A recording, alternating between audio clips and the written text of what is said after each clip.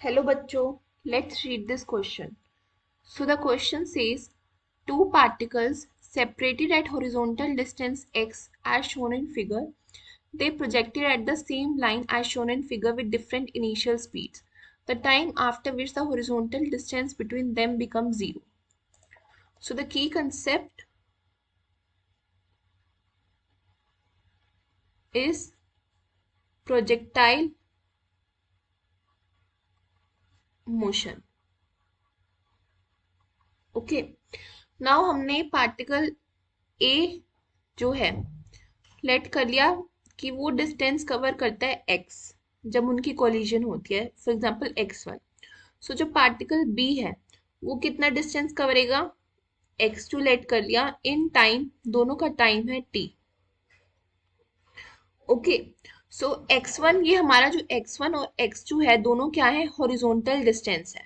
ठीक है, और हॉरिजॉन्टल डिस्टेंस में क्या होता है कि x1 को हम क्या लिख सकते हैं, ux इंटू टी.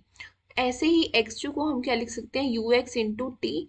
और ये दोनों हैं ux1 t1 and this is ux2 into t2. Okay so x1 can be written as x1 is equals to u by root three cos 30.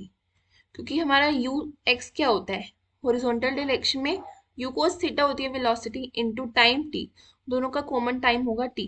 और x2 क्या होता है हमारा u cos 60 degree into t. Now x1 plus x2 को हम क्या लिख सकते हैं, टोटल x जो हमें डिस्टेंस गिवन है, क्योंकि उतना ही मैक्सिमम आप डिस्टेंस कवर कर सकते हो. सो x1 और x2 की वैल्यू पुट करी, u by root three into cos 30 degree. Cos 30 हमारा क्या होता है, root three by two into T plus x2 है u cos 60. So u by two t is equals to x. So यहाँ पे हमारा रूट थ्री से रूट थ्री कैंसिल हो गया. So u by two t plus u by two t is equals to x. इसे हम लिख सकते हैं u into t. Now what we have to find कि हमारा the time after which the horizontal distances between them become zero. So horizontal time हमें निकालना है, तो t हमारा क्या हो जाएगा, x over u. So this is your answer. इस टाइम पे जो दोनों हैं वो पार्टिकल कोलाइड करेंगे, और जब कोलाइड करते हैं तो उन दोनों में डिस्टेंस क्या होगा, zero. So answer A is correct.